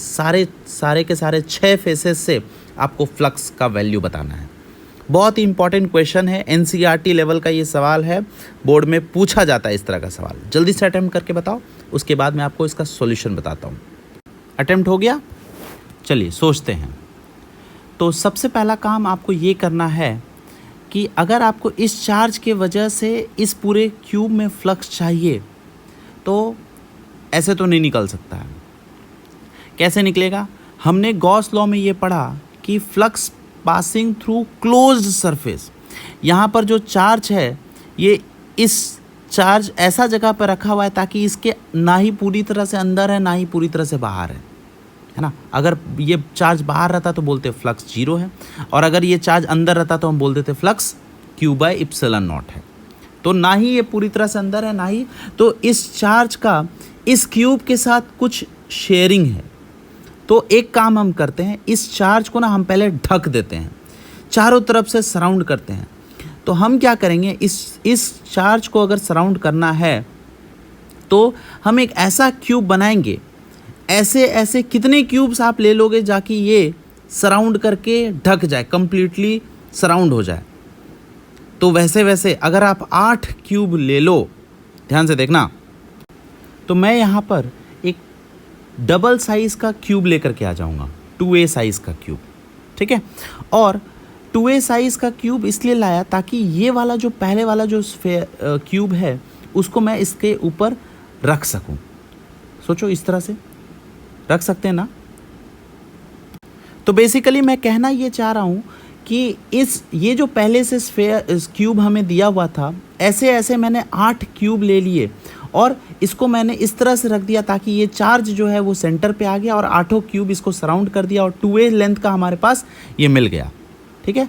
इसको हटा देता हूँ पहले, ठीक है। अब ध्यान देना, तो इस क्यूब के अंदर मैंने इसको प्लेस कर दिया था, तो ये इस तरह से क्यूब चार्ज सेंटर पे आ गया। अब ज़रा सोचो कि ये 2A लेंथ का है, अगर ये डायमेंशन हमारा 2A है, तो इस बड़े वाले क्यूब से फ्लक्स में अगर आपसे पूछूं तो कितना हो जाएगा? बिगर cube, that is Q bye epsilon not होना चाहिए। और ये बिगर क्यूब छोटे छोटे 8 क्यूब से बना हुआ है जिसका डायमेंशन A है ना। तो मैं ये कह सकता हूँ कि ये वाला जो चार्ज है इसका कंट्रीब्यूशन एक स्फेयर के लिए कितना है? दैट इज़ 1/8 है ना। तो चार्ज एनक्लोज्ड इस क्यूब में इसका जो कंट्रीब्यूशन है वो कितना है? Q/8 है। तो कह सकता हूँ कि charge enclosed is Q/8, hence flux through the cube जो कि स्मॉलर वाला है, जो यही क्वेश्चन में हमसे पूछा गया है, वो Q/8 एप्सिलॉन नॉट है। आ रहा है समझ में? चलो ठीक है। अगला सवाल हमसे पूछा गया कि find out the flux through each face. Cube से तो हम निकाल लिए कि इस क्यूब से कितना पास कर रहा है, ईच फेसेस से हमें निकालना है। तो ईच फेसेस के लिए फ्लक्स इज इक्वल टू क्या होता है? फॉर्मूला हमारे पास पता है, that is flux is equal to integration of E.ds, यानी कि E. एरिया चाहिए। अब ध्यान से देखना, पहला वाला जो सबसे टॉप सरफेस है उसमें फील्ड जो है वो इस तरह से हॉरिजॉन्टल होगा और फेसेस भी हॉरिजॉन्टल है, यानी कि एरिया वेक्टर इसका ऊपर के डायरेक्शन में है और इलेक्ट्रिक फील्ड ऐसे हॉरिजॉन्टल है। Area vector vertical, electric field horizontal, top surface की अगर हम बात करें, इसके वजह से जो फील्ड होगा, तो फ्लक्स कितना होना चाहिए सर? 90 डिग्री एंगल हो जाएगा, तो इसके बीच में फ्लक्स इक्वल टू 0 होगा। अब किस किस सरफेस से फ्लक्स 0 होगा वो ध्यान देना। जो ये टॉप सरफेस है वो वाला हो गया। लेफ्ट सरफेस पे ध्यान दो, तो लेफ्ट सरफेस पे जो फील्ड है वो ऐसा जाएगा, फील्ड यानी कि field is passing through the plane of the surface, surface के प्लेन से पास कर जाएगा। टॉप सरफेस, लेफ्ट वाला सरफेस और पीछे वाला surface, that is EFGH, electric field will pass through the surface, ठीक है। फ्रंट वाला सरफेस ये है, इससे होना चाहिए, इससे होना चाहिए और इससे होना चाहिए, राइट साइड, ठीक है, ओके। तो हम ये कहना चाह रहे हैं किसके किसके 0 हो गया, जरा वो लिख देते हैं। That is flux passing through bottom वाला सरफेस हो गया, नहीं सॉरी, लेफ्ट वाला सरफेस हो गया है AHDE, इससे फ्लक्स 0। टॉप सरफेस जो है वो जो भी चार्ज से कनेक्टेड है वो वाला 0 हो जाएगा। तो EDCF is equal to flux through पीछे वाला जो सरफेस है वो है EHGF इज इक्वल टू 0। इन तीनों फेसेस से फ्लक्स कितना होगा? 0 होगा। और ध्यान देना,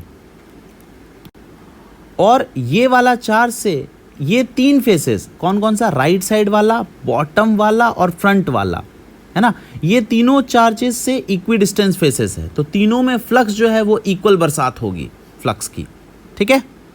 तो यहां पर लिख रहा हूं कौन कौन सा।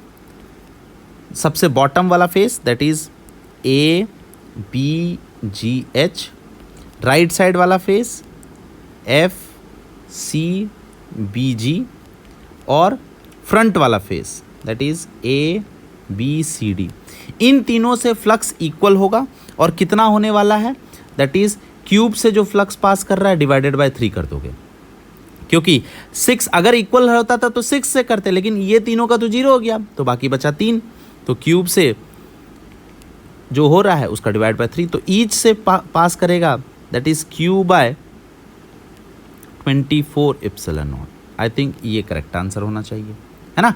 तो ये स्टैंडर्ड क्वेश्चन एनसीईआरटी में दिया रहता है कि एक फेस दिया हुआ है इस तरह से और उससे ये ऊपर इतना ऊपर है, तो आपको बताना है कि कितना फ्लक्स होगा, that is Q by 24 epsilon not.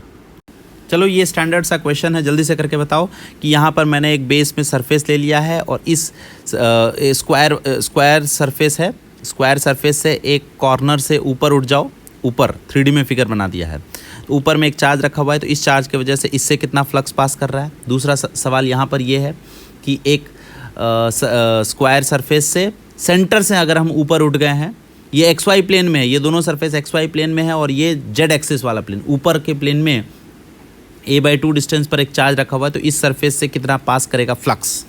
सोचो जल्दी से, चलो सोच लिया, ध्यान दो। अभी तो ये वाला सवाल हम लोग किए थे, पहला वाला सवाल तो अभी इससे लास्ट क्लास में किए थे। इसको करना क्या है, आपको इसको इस स्क्वायर को कंप्लीट करो, क्यूब बना दो। तो जैसे ही आप इसको क्यूब बनाओगे तो इस तरह का आपको फिगर दिख जाएगा, दिखेगा ना। यहाँ पर बना दिया क्यूब। अब इस क्यूब का ये वाला चार्ज जो है वो 1/8 कॉन्ट्रीब्यूशन है ना, जिसमें 3 फेसेस का तो 0 है, तो सिर्फ बॉटम वाला सरफेस और राइट वाला सरफेस और फ्रंट वाला सरफेस इसी तीनों पे इक्वल होगा। तो इसके वजह से फ्लक्स कितना आया था, flux is equal to Q by 24 epsilon naught. कैसे हुआ था ये चीज़, फिर से समझा देता हूँ।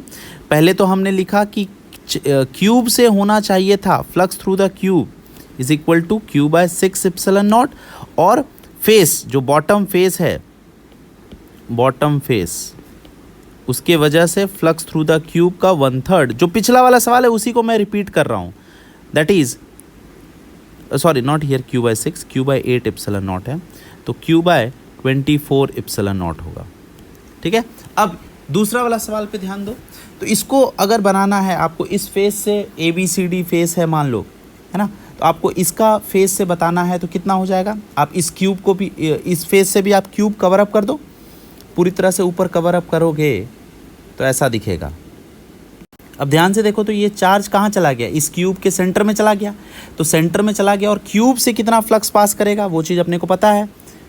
Flux passing through cube that is completely enclosed है, तो क्यू बाय एप्सिलॉन नॉट होना चाहिए, होगा कम्प्लीटली एनक्लोज्ड। और फ्लक्स पासिंग थ्रू एक फेस, जो बॉटम वाला फेस है ABCD बॉटम फेस, वो कितना होगा सर, सारे फेसेस से इक्वल फ्लक्स पास करेगा, इधर से भी इक्वल, इधर से भी इक्वल, इधर, क्योंकि ये जो सेंटर पे चार्ज है वो सारे फेसेस से इक्वी डिस्टेंस पर है, तो flux passing through all the surface will be equi distance, तो 1/6 होना चाहिए। टोटल 6 फेसेस हैं, तो यहाँ पर answer Q by 6 epsilon naught होगा इसका।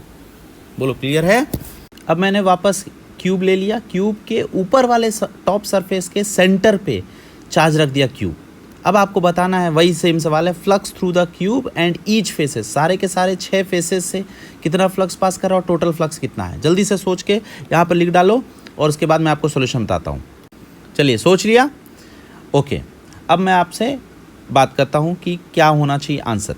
तो सबसे पहली बात, आप सबसे आसान सा सवाल जो है, क्यूब से कितना फ्लक्स पास कर रहा है वो निकाल सकते हो। बताओ कैसे। आप इस चार्ज को कवर करने के लिए कितने स्फेयर्स की, कितने क्यूब की ज़रूरत है, सोचो। इसको अगर आपको ढकना है तो इसके जस्ट ऊपर एक और स्फेयर यहाँ क्यूब रख दो। एक और क्यूब अगर आप रख दिए, इस यहाँ पर नीचे में एक क्यूब है, इसके ऊपर एक और क्यूब रख दिए, तो ये चार्ज कंप्लीटली कवर अप नहीं हो जाएगा ऊपर वाले क्यूब से और नीचे वाले क्यूब से। ठीक है, तो अगर इस टोटल सरफेस से फ्लक्स कितना पास करेगा, that is Q by epsilon naught, तो इसके वजह से कितना होगा, उसका आधा। तो आंसर कितना होना चाहिए, that is Q by 2 epsilon naught. ये सिंपल सा है। ठीक है, अच्छा अब ज़रा बात करते हैं कि किसी सरफेस से इक्वल टू 0 होगा क्या। ज़रा सोचो, इसके वजह से जितना भी फील्ड होगा वो पैरेलल टू द सरफेस है। अगर कोई सरफेस से पैरेलल इलेक्ट्रिक फील्ड है तो उसे पास कहाँ से कर रहा है, एरिया वेक्टर इज परपेंडिकुलर, तो टॉप वाला जो सरफेस है उससे फ्लक्स 0 होगा, तो flux that is equal to ABCD equal to 0 होगा।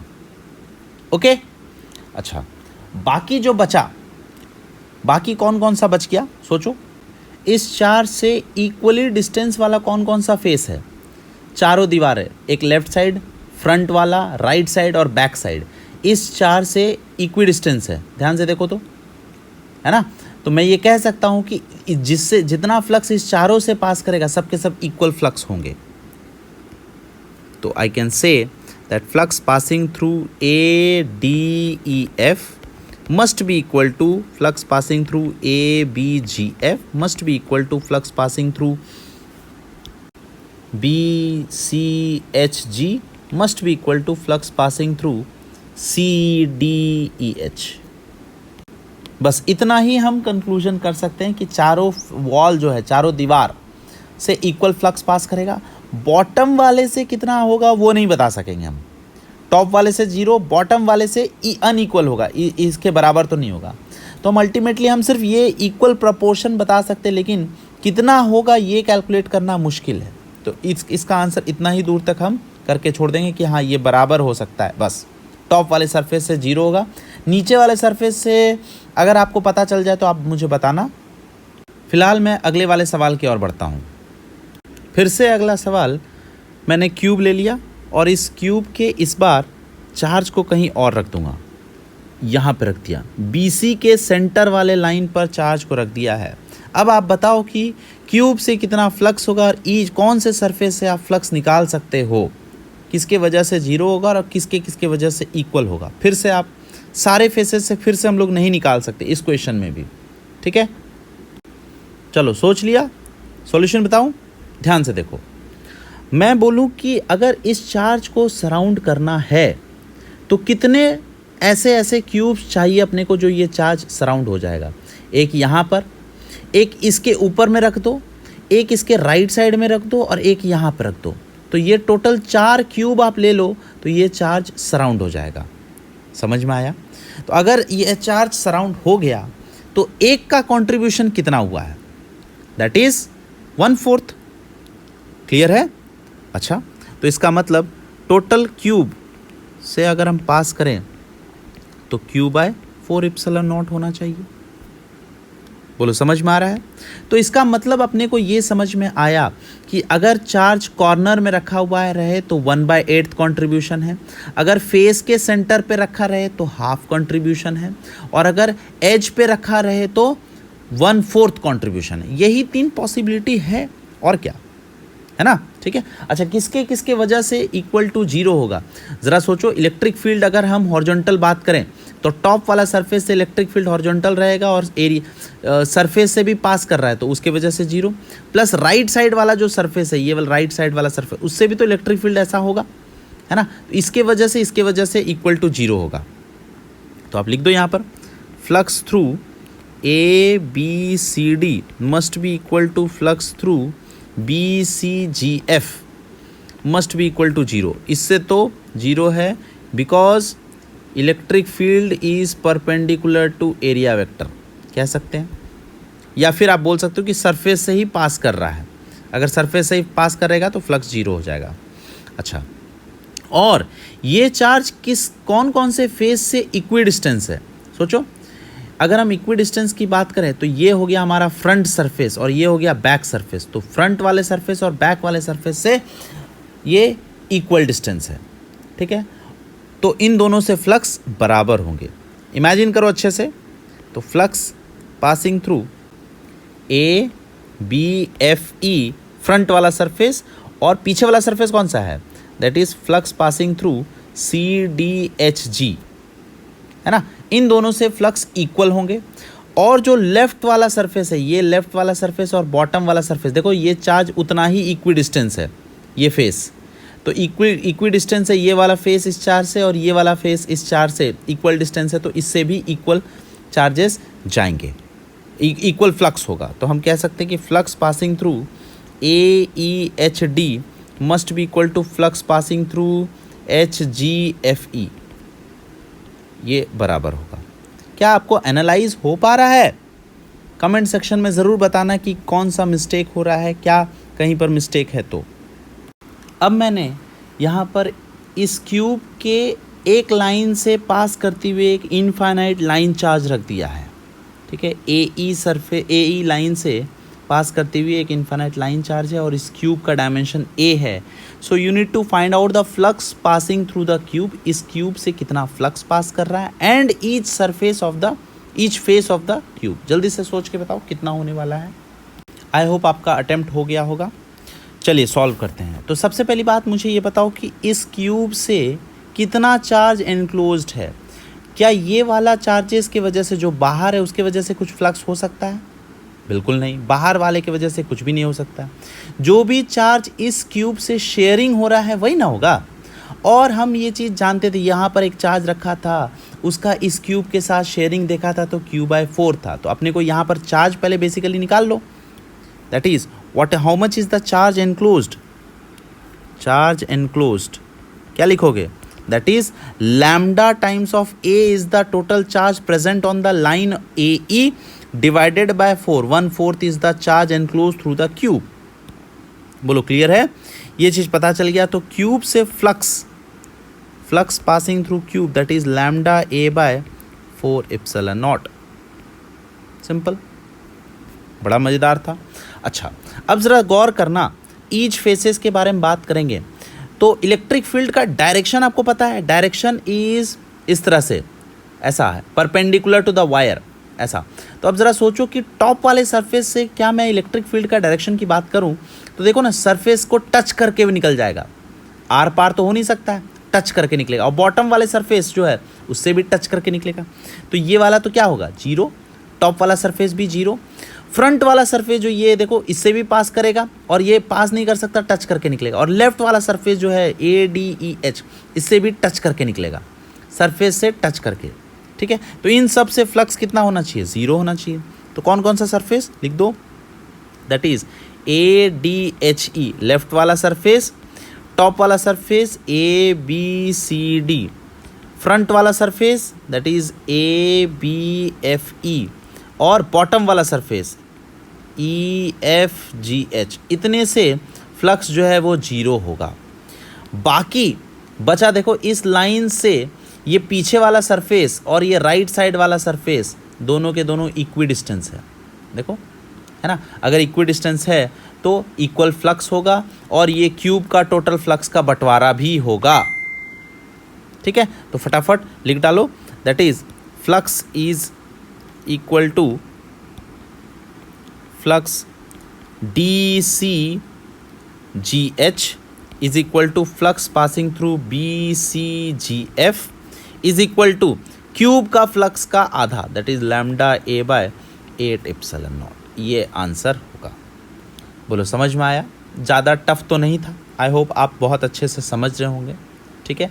चलिए अगले सवाल की ओर बढ़ते, अगला टॉपिक जो है वो टॉपिक की ओर बढ़ते हैं। अगला टॉपिक हमें समझना है सॉलिड एंगल कंसेप्ट्स के बारे में, ठीक है।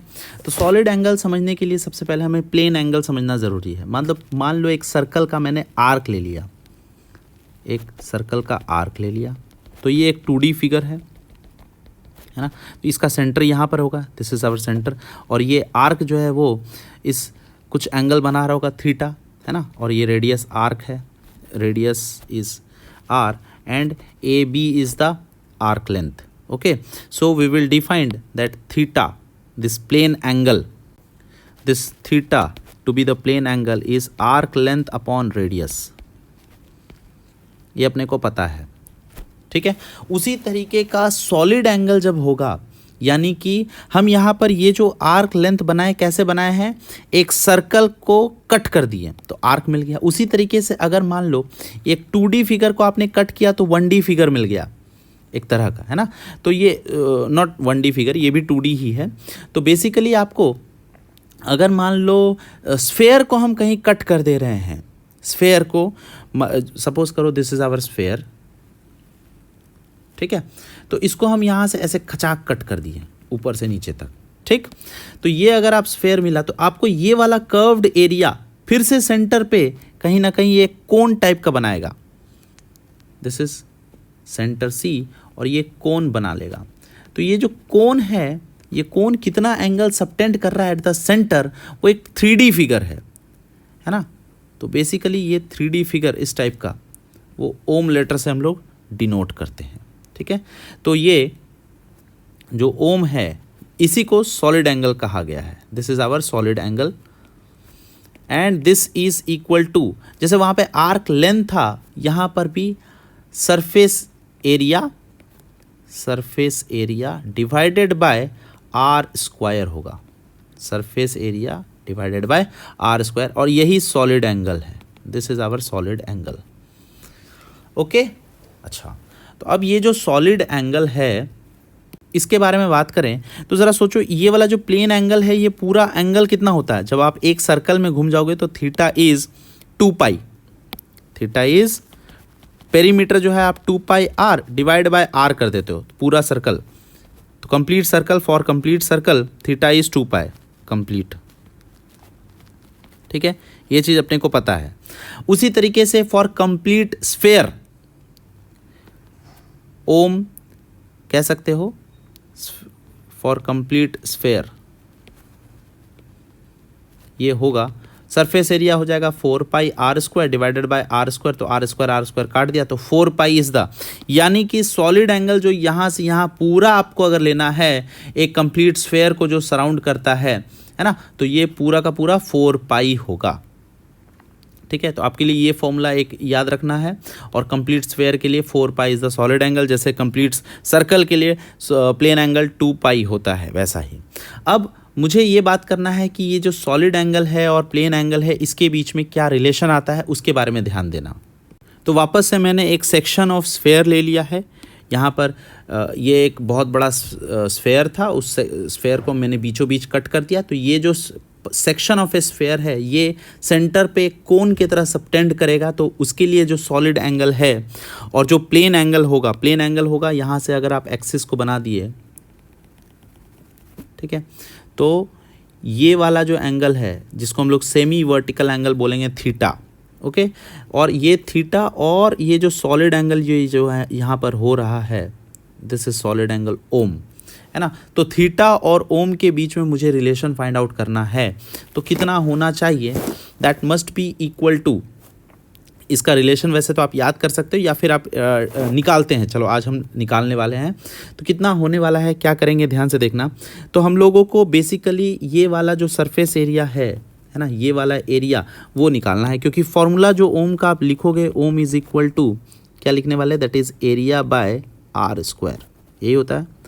एरिया आप कैलकुलेट कर लोगे इसका तो काम हो जाएगा। एरिया कैलकुलेट करने के लिए आपको इंटीग्रेशन का मदद लेना पड़ेगा, ये वाला कर्व्ड सेक्शन का। तो हम लोग एरिया कैसे कैलकुलेट करेंगे, फिर से अल्फ़ा पे जा कर के डी अल्फ़ा का एक एलिमेंट कट कर लो, ऐसा अल्फ़ा पे जा कर के D alpha, this is our D alpha, और यहाँ पर आप एक सर्कुलर रीजन सराउंड कर लिया। ठीक है, ये वाला एरिया कितना होना चाहिए, ये अगर डी अल्फ़ा एंगल है तो ये रेडियस हो जाएगा R D alpha, this is our R D alpha.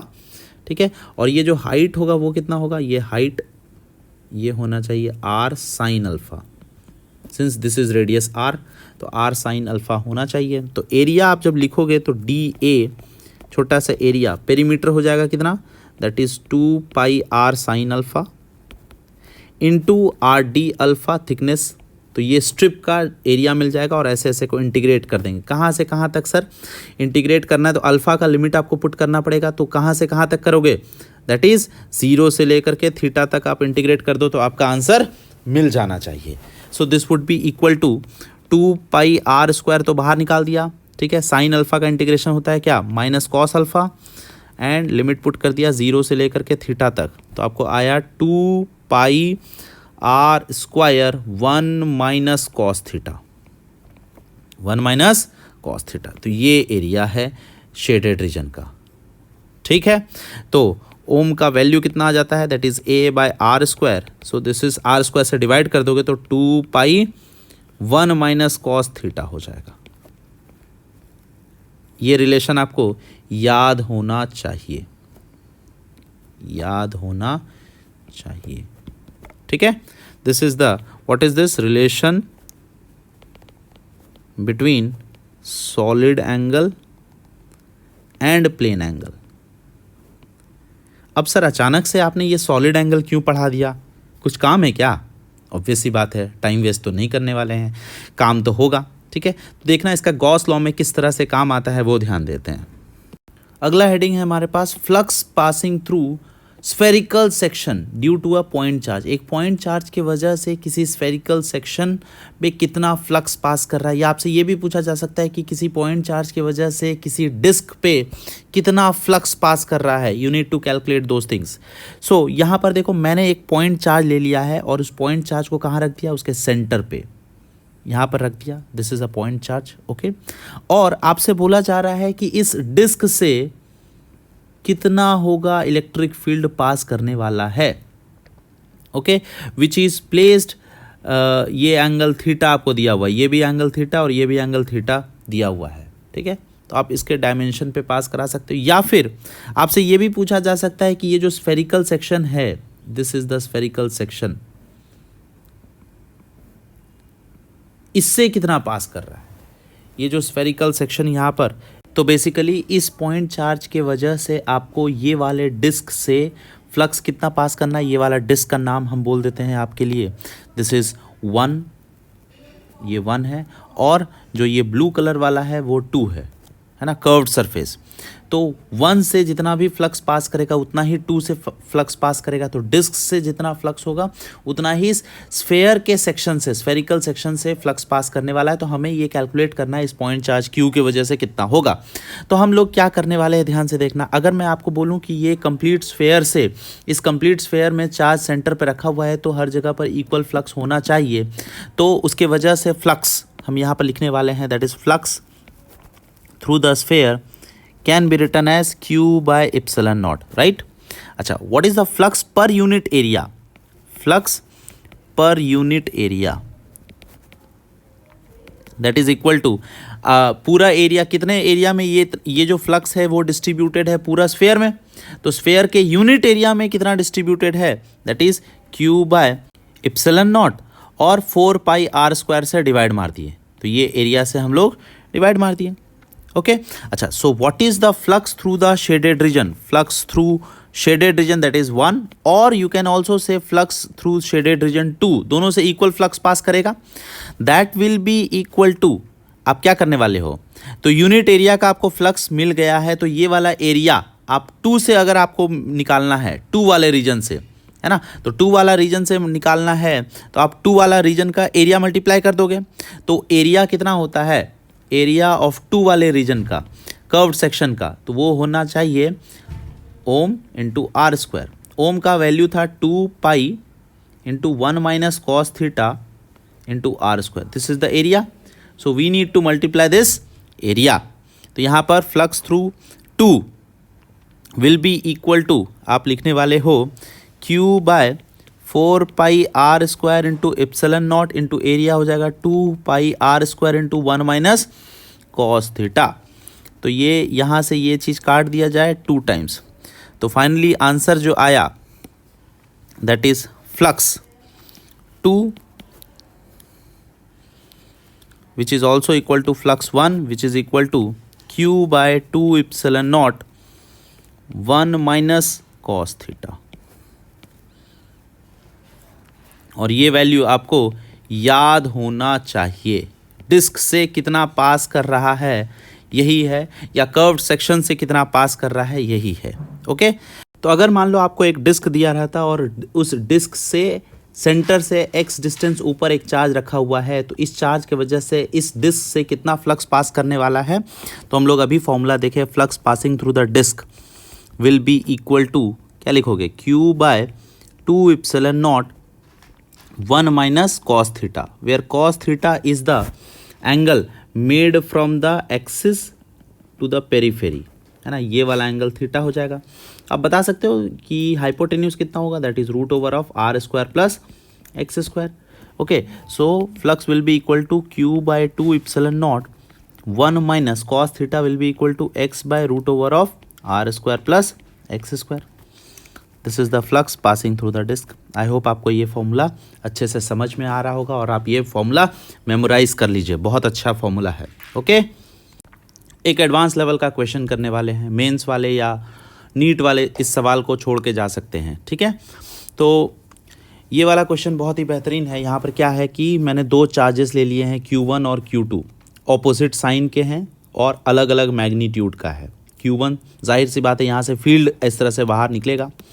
Q2 जो है वो अलग मैग्नीट्यूड का है और अलग साइन का है, तो फील्ड इसमें इन करेगा। और अलग मैग्नीट्यूड का है तो हो सकता है नंबर ऑफ फील्ड्स भी ज़्यादा होंगे या कम होंगे, पता नहीं, लेकिन इस तरह का कुछ कॉन्फ़िगरेशन आपको दे दिया गया है, ठीक है। तो उसमें से एक फील्ड ऐसा है जो यहाँ से निकल करके यहाँ तक जा रहा है, तो हॉरिजॉन्टल से यहाँ पर मैंने एक फील्ड को ऐसा ले लिया, वो यहाँ वही उसी फिगर को यहाँ पर बनाया हूँ। यहाँ पर Q1 चार्ज और माइनस Q2 चार्ज है, और एक फील्ड जो है वो यहाँ से किसी एक पर्टिकुलर फील्ड को मैंने पकड़ लिया जो कि Q1 से निकल करके Q2 के तरफ जा रहा है ना। और इस नीचे में भी वही है, Q1 से निकल करके Q2 तरफ जा रहा है। तो Q1 से जब निकल रहा था तो हॉरिजॉन्टल के साथ ये अल्फा एंगल बना रहा है, और Q2 में जब ये इन कर रहा है तो बीटा एंगल बना रहा है। So you need to find out the relation between this alpha and beta. बड़ा मज़ेदार सवाल है, आप जरा सा जल्दी से अटेम्प्ट करके देखो, बताता हूँ उसका सॉल्यूशन। चलिए, अटेम्प्ट हो गया क्या? आई होप अटेम्प्ट हो गया होगा। तो मैं इस क्वेश्चन का सॉल्यूशन बताता हूँ, ठीक है। ध्यान से देखना, एक चीज़ पे आपको फोकस करना है कि मान लिया जाए ये अल्फ़ा एंगल जो आपको निकालना है और ये बीटा एंगल के बीच में रिलेशन चाहिए। तो इस अल्फ़ा एंगल के अंदर में जितने सारे फील्ड होंगे, यहाँ से इसके जितने सारे फील्ड होंगे, क्या सब के सब इस तक पहुँच रहा होगा? Q1 से निकल करके इस अल्फ़ा एंगल का जो जितना भी फील्ड है यहाँ Q2 तक पहुँच रहा है, तो उसके अंदर वाले सारे फील्ड तक पहुँच रहे होंगे।